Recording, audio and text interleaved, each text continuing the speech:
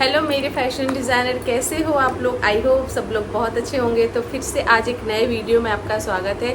Guys, इस video को बहुत ध्यान से देखना क्योंकि बहुत सारे कमेंट आते हैं इस टॉपिक के लिए कि मैम मुझे नहीं पता कि इंडस्ट्री में काम कैसे होता है, मैं असिस्टेंट मर्चेंट बनना चाहती हूँ, मैं आगे इस फील्ड में अपना कैरियर बनाना चाहती हूँ, मैंने फ़ैशन डिज़ाइनिंग कर लिया है या मैं अभी कोर्स कर रही हूँ, बट मुझे अगर इस इंडस्ट्री मुझे आगे बढ़ना हो तो मुझे क्या मेरी जॉब रिस्पॉन्सिबिलिटी होगी। तो ऐसे बहुत सारे सवाल आप लोगों के हैं जिनको नहीं पता। जो ऑलरेडी इंडस्ट्री में है उन्हें तो पता है, लेकिन जो नहीं है उन्हें नहीं पता है।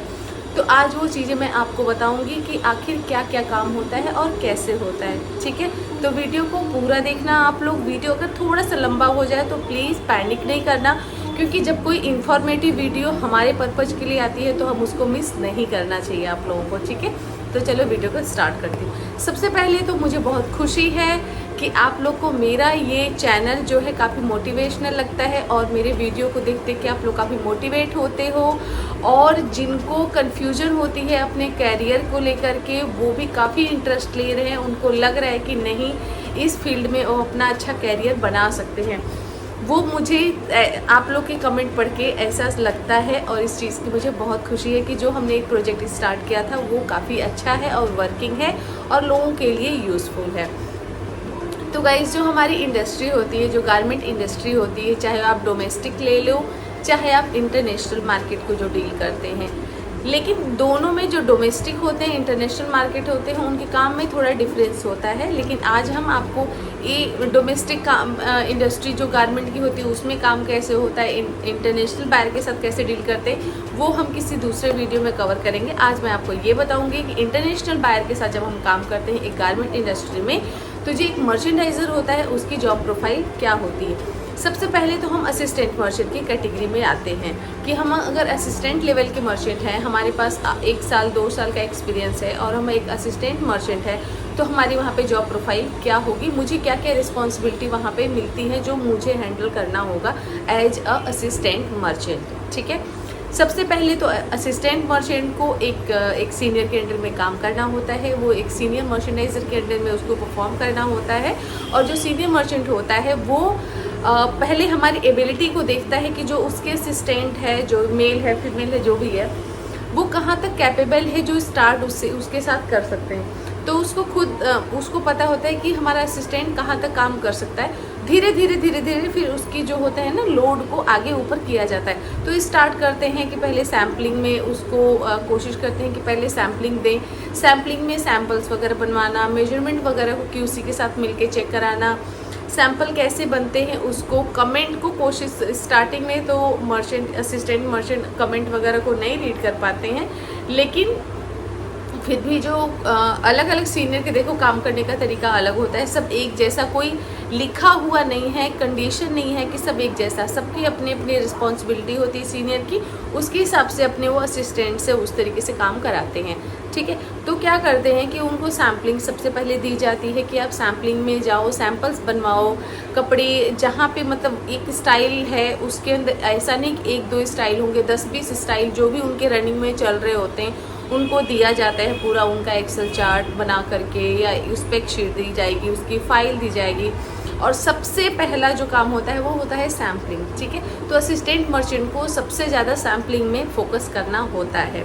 सैम्पलिंग के अंडर में सारी चीज़ें आती है, उसको पैटर्न भी मास्टर जी को देना है बनने के लिए, उसको स्पेक शीट वगैरह का भी ध्यान देना है कि हमारा रिवाइज स्पेक शीट है, फ्रेश है, ऐसा तो नहीं कि सैम्पल बनवाने चले गए, पता ही नहीं है कि पुराना स्पेक शीट है, नया है, कुछ भी बनवा रहे हैं। तो ये सारी चीज़ें पता होनी चाहिए उसकी, जो उसके पास स्पेक शीट है, फ्रेश है, रिवाइज है, नया है, जो लेटेस्ट बनना है सैम्पल, तो ये सारी चीज़ें असिस्टेंट को हमेशा चेक करते रहना चाहिए। और सैम्पल पैटर्न बन रहे हैं मेरे, पैटर्न में करेक्शन हुआ है कि नहीं हुआ है, ये सारी चीज़ चेक करना।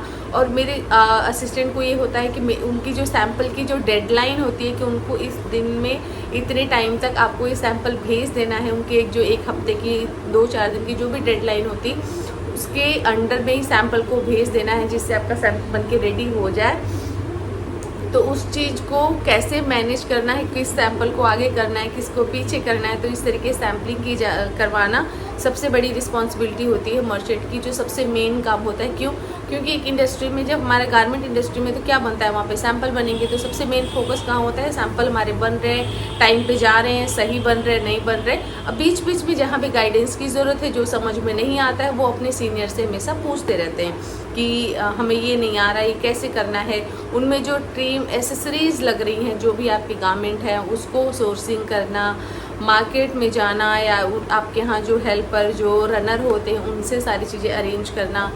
और ये तो हो गई सैम्पलिंग, फोकस ज़्यादातर सैम्पलिंग ही की जाती है। लेकिन ठीक है, असिस्टेंट को हर एक चीज़ करना चाहिए, लेकिन अपने सीनियर के साथ मिल के करना चाहिए, जिससे उससे पूछते रहो, ताकि वो गलती जो हो ना, आप पता चले एक सैम्पल पूरा बनवा दिया बिना पूछे, बिना कुछ, बिना आपको पता ही नहीं। एक चीज़ नहीं आती है तो उसको 10 बार पूछो उसको, तभी उसको आगे आप गो हेड दो। ठीक है, सीनियर से डर के, अक्सर असिस्टेंट क्या होते हैं, सीनियर उनके चिल्लम चिल्ली करते हैं तो वो डरते हैं, उनसे चीज़ें नहीं पूछते हैं, इस चक्कर में उनसे गलतियां हो जाती हैं। फिर एक डर की वजह से 4 गलतियां और की जाती, तो आपको और डांट पड़ती है। इसलिए शुरू में थोड़ी डांट खा जाओ, लेकिन हर एक स्टेप पे आप पूछते जाओ, जहाँ पे भी कन्फ्यूजन, अगर आपको क्लियर है, पता है, फिर तो बहुत अच्छी बात है। लेकिन जहाँ पे डाउट है, वहाँ पे आपको ज़रूर पूछते रहना चाहिए। तो ये तो हो गई सैम्पलिंग। उसके बाद देखते हैं कि आप असिस्टेंट मर्चेंट को, ये जो सीनियर होता है, देखता है कि सैम्पलिंग भी कर लेगा, वो कंप्यूटर वगैरह पे भी काम कर लेगा, तो इसके हिसाब से फिर वो आगे चीज़ें उसको देते जाते हैं। फाइलिंग वगैरह कर लेंगे, सोर्सिंग वगैरह कर लेंगे, तो इसके हिसाब से देते जाते हैं। लेकिन मेन होता है सैम्पलिंग। ठीक है, अब वहीं पे अगर मैं बात करूँ कि एक सीनियर मर्चेंडाइज़र की क्या जॉब प्रोफाइल होती है, तो सीनियर मर्चेंडाइज़र की जो जॉब प्रोफाइल होती है, वो ऑर्डर एग्जीक्यूशन से लेकर के, ऑर्डर स्टार्टिंग से लेकर उसकी शिपमेंट तक, ठीक है, उसको डेवलपमेंट से लेकर के उसको डिलीवरी तक, शिपमेंट कैसे दी जाती है, उसके बीच के जो भी काम आता है, वो सारी चीज़ें एक सीनियर मर्चेंडाइज़र को परफॉर्म करनी होती है। उसके थ्रू ही होके हर एक चीज़ गुजरती है। ठीक है, अब आ गई सैम्पलिंग के बाद स्टार्टिंग होती है। सैम्पलिंग से पहले तो स्टार्टिंग होती है फैब्रिक सोर्सिंग से, और फैब्रिक सोर्सिंग के बाद सैम्पल डेवलपमेंट्स की स्टार्ट होती हैं, फिर पीपीटी प्रेजेंटेशन की स्टार्ट होती हैं, फिर बायर से क्वेरीज आती है, उसको कॉस्टिंग करना होता है। तो कॉस्टिंग करने के लिए आपको फैब्रिक वगैरह के बारे में पता होना चाहिए, सारी चीज़ें कॉस्टिंग होती है। कॉस्टिंग के बाद फिर आपका अगर ऑर्डर कंफर्मेशन हुआ तो ऑर्डर कंफर्म करना होता है। ऑर्डर कंफर्मेशन के बाद सारी चीज़ें स्टार्ट होती हैं कि फैब्रिक ऑर्डर करना, सैम्पलिंग करना, फिट वगैरह की तरफ डालना, उनके एसेसरीज को ऑर्डर करना, बल्क ऑर्डर करना, बायर से अप्रूवल लेना, साथ के साथ आपकी फिटिंग सेशन चलती रहती है, पीपी वगैरह चलते रहते हैं, एसएमएस सैंपल चलते हैं। तो इस तरीके से काम होता है एक सीनियर मर्चेंट का। ये सारी चीज़ें उसके साथ ही, साथ के साथ आपको कॉस्टिंग भी चलती रहती हैं, आपको डेवलपमेंट भी चलती रहती हैं, आपके ऑर्डर भी चलते रहते हैं। आपको कुछ लेबल आपको इंपोर्ट भी करना पड़ता है, कुछ लेबल आपकी क्या पता बायर के कुछ ऐसे फैब्रिक हों जो आपके लोकल ना मिलते हों, आपको इंपोर्ट करना पड़े। हाई फैशन का अगर बायर है तो, या उसके कुछ फैब्रिक डिफरेंट है, तो इस तरीके से क्या होता है कि एक सीनियर मर्चेंट को साथ के काम करना होता है। उनका अगर सीनियर मर्चेंट को प्रोडक्शन भी देखना होता है कि उसकी जो भी चीज़ें प्रोडक्शन की तरफ जा रही हैं, उसका एक डिलीवरी को मेंटेन करते हुए काम करना चाहिए। अगर सीनियर मर्चेंट को लग रहा है कि नहीं मेरी डिलीवरी थोड़ी सी डिले हो जाएगी, तो बायर को पहले ही इन्फॉर्म करना ज़रूरी है कि मुझे थोड़ी सी डिलीवरी एक्सटेंशन चाहिए, 1 हफ्ते 2 हफ्ते, जो भी पॉसिबिलिटी लगे कि नहीं मुझे इतना बायर दे सकता है। और उसके पास अगर बायर के पास आप एक्सटेंशन के लिए जाते हैं कि नहीं मेरे इस ऑर्डर में मुझे थोड़ा सा डिले हो रहा है, अब मुझे थोड़ी सी डिलीवरी एक्सटेंशन चाहिए, तो बायर जाहिर सी बात है कि बायर आपसे पूछेगा कि आपको क्यों डिलीवरी एक्सटेंशन चाहिए। वो डिलीवरी एक्सटेंशन की बात मैं क्यों कर रही हूँ, क्योंकि एक सीनियर मर्चेंडाइज़र को इतना पता होना चाहिए कि उसको जो भी काम करना है अपनी डिलीवरी को, जो भी ऑर्डर उसके जब सबमिशन चलती है, ऑर्डर की सबमिशन, तो उसकी हर एक सबमिशन टाइम पे हो रही है कि नहीं। क्योंकि जहाँ पे भी आप सैंपल की सबमिशन में लेट करोगे तो उससे आपकी डिलीवरी इफ़ेक्ट करेगी। जब आपकी डिलीवरी इफ़ेक्ट करेगी तो बायर आपसे सवाल पूछेगा। जब आप उसके पास एक्सटेंशन के लिए जाओगे तो आपसे पूछेगा कि भैया आपको एक्सटेंशन क्यों चाहिए, तो आप डायरेक्ट बायर को गलत नहीं मान सकते। तो आपको आपके पास पॉइंट होना चाहिए सॉलिड कि बायर से कहाँ, क्योंकि बायर की तरफ से अगर कोई डिले होगा फिर तो बायर आपको एक्सटेंशन दे देगा। लेकिन अगर बायर की तरफ से डिले नहीं होता है तो बायर आपको एक्सटेंशन नहीं देगा। फिर वो आपको आपके ऑर्डर में डिस्काउंट मांगेगा, या फिर हो सकता है आपके ऑर्डर को अगर बाई सी की आपकी डिलीवरी हो तो एयर को कर दे, नहीं देता है। इसीलिए जो आपकी सैंपल की सबमिशन है, लेबल का है, फैब्रिक का है, हर एक चीज़ को एक मर्चेंडाइज़र को इतना एक्टिव होना चाहिए। जहाँ पे भी मर्चेंडाइज़र अगर थोड़ा सा भी लूज हुआ तो उसका ऑर्डर इफ़ेक्ट करता है, और ऑर्डर इफ़ेक्ट करेगा, बायर ख़राब होगा, बायर के ऑर्डर ख़राब होंगे, उसका जो प्रॉफिट है हमारे ऑर्डर में वो फिर हमारा चला जाएगा। फिर हमें हमारे बॉस के पास भी डांट पड़ेगी, हमारी नौकरी भी खतरे में जा सकती। तो ये सारी चीज़ें होती हैं।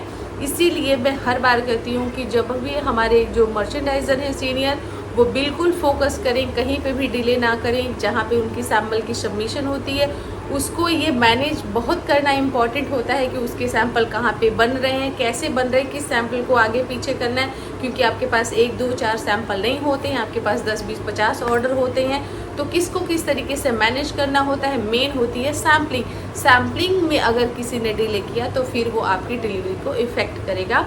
तो मैं हमेशा ये रिक्वेस्ट करती हूँ हर एक मर्चेंडाइज़र को कि आप अपनी सैम्पलिंग को बहुत फास्ट रखो, और कोशिश करो कि आपकी जो रिजेक्शन होती है, जैसे मर्चेंट एक गलती करते हैं कि फिट भेज दिया, फिट रिजेक्ट हो गया, अरे कुछ थोड़ी सी मिस्टेक होगी भेज देते हैं। फिट अगर 1 2 आपके क्योंकि एक फिट को बनाने में कम से कम आपको अपने इन हाउस अपने यहाँ सैम्पलिंग में 3 4 दिन लग जाएंगे, बाहर तक जाते जाते हफ्ते 10 दिन लग जाते हैं। तो एक सैंपल अगर ख़राब हुआ तो आपका 10 दिन वेस्ट हुआ।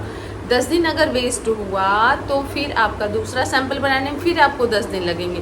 तो आपका जो 1 हफ्ते में काम होना चाहिए वो आपका 2 हफ्ते में 20 दिन में काम हो रहा है। इससे आपकी डिलीवरी 10 दिन पीछे गई। ऐसे ही करते करते फिर आपका लास्ट में जाते जाते आपकी डिलीवरी डेट बिल्कुल पास आ जाती, फिर आपको डिलीवरी नहीं दे पाते हो। तो फिर आपको प्रोडक्शन में जब टाइम नहीं मिलेगा तो आप डिलीवरी नहीं दे पाओगे। तो इसीलिए एक मर्चेंडाइज़र को आपकी जो सैम्पलिंग है उसको बिल्कुल ऑन द टाइम देना चाहिए, बिफोर टाइम देना चाहिए। अगर बायर से कोई बायर चेंज कर रहा है फिर तो आप बायर आपको डिलीवरी भी देगा, सारी चीज़ें एक्सटेंशन भी देगा। लेकिन अगर आपकी तरफ से तो बायर आपको नहीं देगा, फिर आप बायर की तरफ से भी जाओगे, अपने बॉस की तरफ से जाओगे। तो ये गलती बिल्कुल मत करना। तो आई होप आज का वीडियो आप लोग को बहुत ही यूज़फुल लगा होगा। वीडियो कैसा लगा, आपका जो भी फीडबैक होगा प्लीज़ मुझे कमेंट करके ज़रूर बताना। आप लोग को फीडबैक की बहुत ज़रूरत होती है, और मेरे इस वीडियो को या मेरे चैनल को आप लोग ज़्यादा से ज़्यादा लोगों को शेयर किया करो, जिससे लोगों तक ये चीज़ें पहुँचे कि मर्चेंडाइजिंग क्या होती है, कैसे होती है, हमारी जो गारमेंट की इंडस्ट्री होती है कैसी होती है, कैसे काम किया जाता है, इसमें काम करना आसान है नहीं है, जो भी ये सारी चीज़ें हैं। अगर किसी को इस तरीके की वीडियो चाहिए नॉलेज वाली फैशन डिज़ाइन से रिलेटेड तो उससे हेल्प हो सके। तो वीडियो को इसी पे एंड करती हूँ, और उम्मीद करती हूँ कि आपको ये वीडियो काफ़ी हेल्पफुल लगा होगा। तो वीडियो पे अगर नए हो तो चैनल पर नए हो तो सब्सक्राइब ज़रूर करना, और वीडियो